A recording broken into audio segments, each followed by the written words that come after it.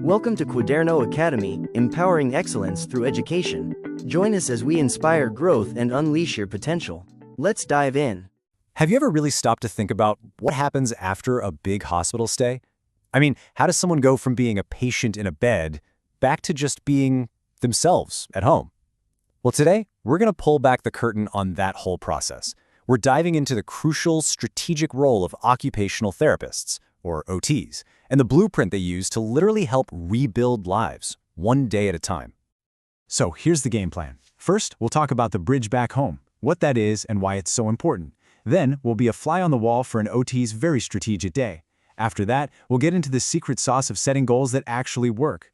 Then we'll zoom out to see how it takes a whole team before landing on the one thing that drives it all: independence. All right, let's jump right into section 1, the bridge back home.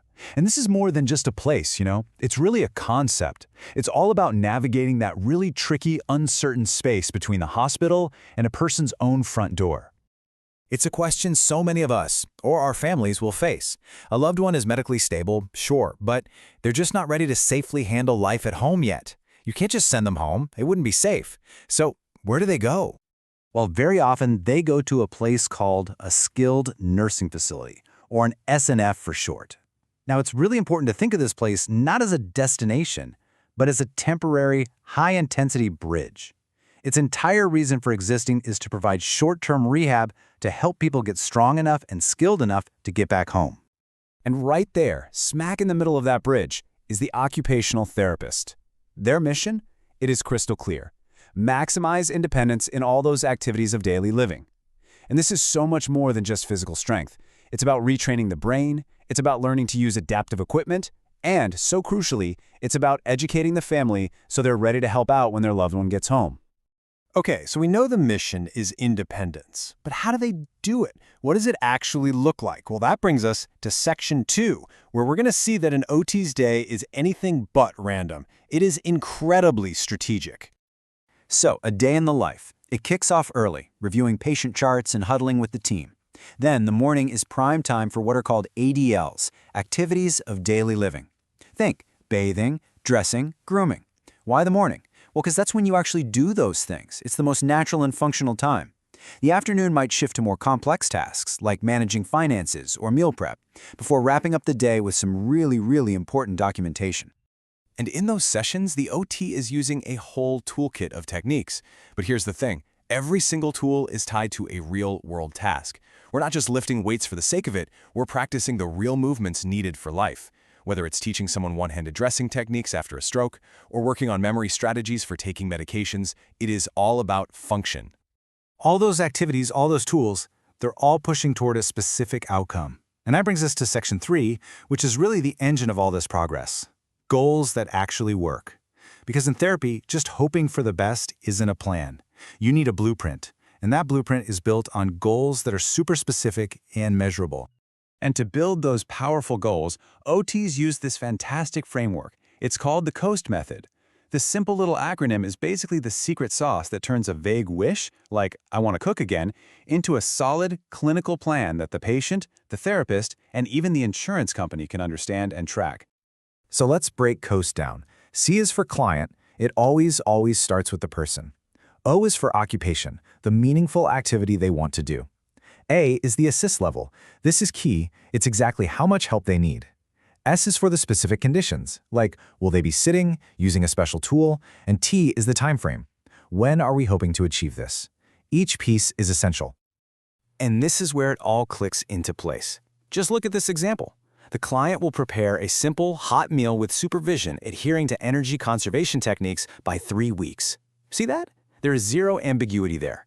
Everyone knows exactly what we're aiming for, how we're going to do it, and by when. It's a perfect roadmap. And that A for assist level is so important because it's how we measure progress. You'll see terms like minimal assist, which means the client is doing the heavy lifting, like 75% or more of the work, or standby assist, which means they can probably do it on their own, but the therapist is right there for safety, just in case. These details are everything for showing real, objective improvement. Okay, so setting a perfect COAST goal is one thing, but actually achieving it, that takes a village. An OT never works in a silo. And that's what Section 4 is all about. It truly does take a team. Meet the interdisciplinary team, or the IDT. You've got nursing handling all the medical stuff. You've got physical therapy, or PT, focused on walking and big movements. You have speech-language pathology, or SLP, working on things like swallowing and communication. And you have social services, who are managing that all-important plan for getting home.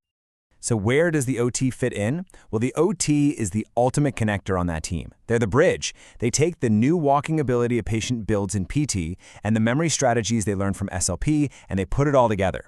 The OT answers the big question.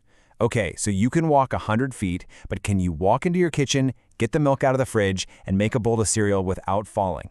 They connect every dot back to real, actual life.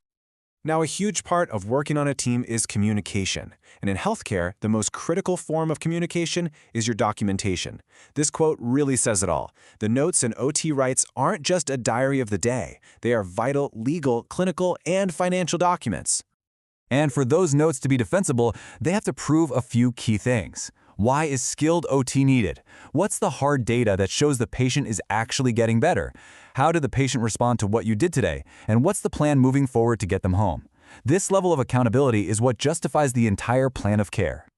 So, we've seen the strategy, the pinpoint goals, the teamwork, the critical paperwork, and as we hit our final section, you can see how all of it, every single piece, is aimed at one powerful, singular objective: independence. And this is the bottom line.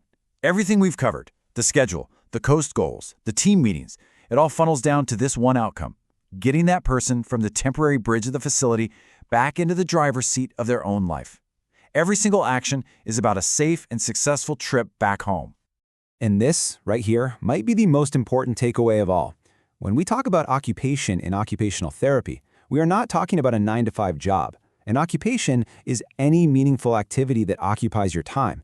It is brushing your teeth. It is hugging your grandkids. It's cooking your favorite recipe. It's all the small things that, when you put them together, actually define who you are. So I'll leave you with this question to think about.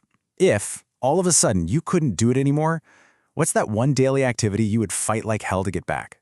Because whatever just popped into your head, that's exactly what OTs help people reclaim every single day. Brought to you by Quaderno KO. Learn smarter, not harder.